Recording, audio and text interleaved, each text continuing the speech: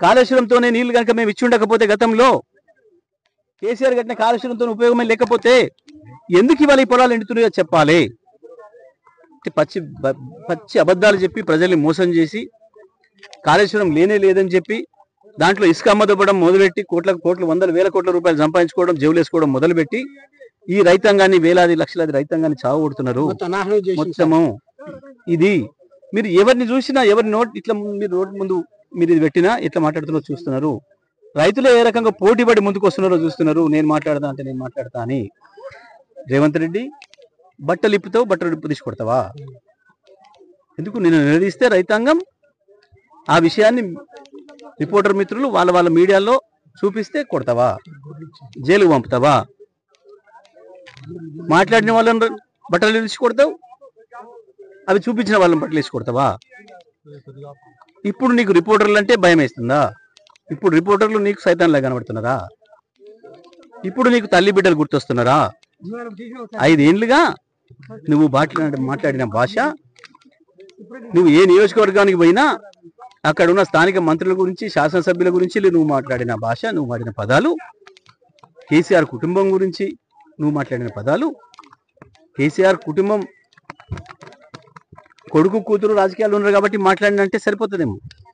కేసీఆర్ మనవళ్ళు మనవరాల గురించి కూడా నువ్వు మాట్లాడిన భాష, నీ యూట్యూబ్ ఛానళ్ళు నువ్వు పెట్టి స్పాన్సర్ చేసిన యూట్యూబ్ ఛానళ్ళు మాట్లాడిన భాష గుర్తొస్తుందా రేవంత్? అందుకే ఇప్పటికైనా తెలుసుకున్నావు వాస్తవం ఏందో.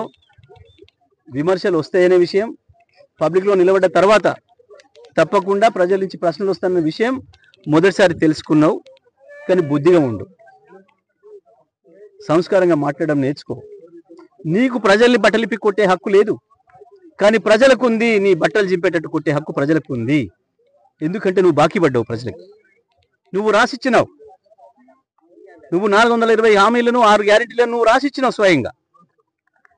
బాకీ పడ్డోన్ని బట్టలు తీసుకొట్టే హక్కు ప్రజలకు మాత్రమే ఉంటుంది, బాకీ పడ్డవాడికి ఉండదు. అది గుర్తుపెట్టుకో మిస్టర్. మహిళలు నిలదీస్తున్నారు, వాళ్ళని బాధ పెడుతుంది. ఆ ఎండిపోయిన పొలాలు వాళ్ళని బాధ పెడుతున్నాయి. వాళ్ళ కళ్ళ ముందట ఉన్న నీళ్ళు పోతుంటే దేశానికి మొత్తం పాడు చేసింది సార్. పెట్టిన పెట్టుబడి ఎక్కడికి పోతుంది? ఎట్లా తీర్చాలి? రేపు తెచ్చినప్పుడు ఎట్లా తీర్చాలి? నువ్వు చేసిన మోసం వల్ల వచ్చే రైతు బంధు రాకుండా ఆపేసిన దానివల్ల నువ్వు రుణమాఫీ చేస్తా వెంటనే పోయి తెచ్చుకోండి 2 లక్షలు నువ్వు చెప్పి నమ్మించి అప్పు తెచ్చుకుంటట్టు చేసి అప్పుల పాలు చేసి చేసిన అప్పు తీర్చకుండా, రైతు రుణమాఫీ రైతు బంధు ఇవ్వకుండా, బోనస్ ఇస్తా అని చెప్పి ఒక బోగస్ మాట చెప్పి సన్నాలు వేసుకోమని చెప్పి అత్యంత ఖర్చు ఇబ్బందితో కూడుకున్నది అయినప్పటికీ నువ్వు ఇస్తానన్న బోనస్ ఆశపడి సన్నాలు పండించుకోవడానికి పొలాలు పెడితే ఈ పొలాలన్నీ సన్నవడ్ల పొలాలు, ఎండిపోయిన పొలాలన్నీ కూడా. ఎవడి దుర్మార్గం ఇది? నీది కాకపోతే నువ్వు తప్పు చేసి ప్రశ్నిస్తే నేను కొడతా, బట్టలు కూడా తీస్తా. నా ఇంట్లో బాధపడుతున్నారు, ఇంట్లో బాధపడుతుంటే పబ్లిక్లో రాకు, రాజీనామా చేసిపో, ఇంట్లో వండుకో. పబ్లిక్లో నిలబడి కాగితాలు ఇచ్చి రాసిచ్చి హామీలు ఇచ్చి మోసం చేసి ఇలా నన్ను తిడుతున్నారు. మెచ్చుకునే పని చేస్తే మెచ్చుకుందరు.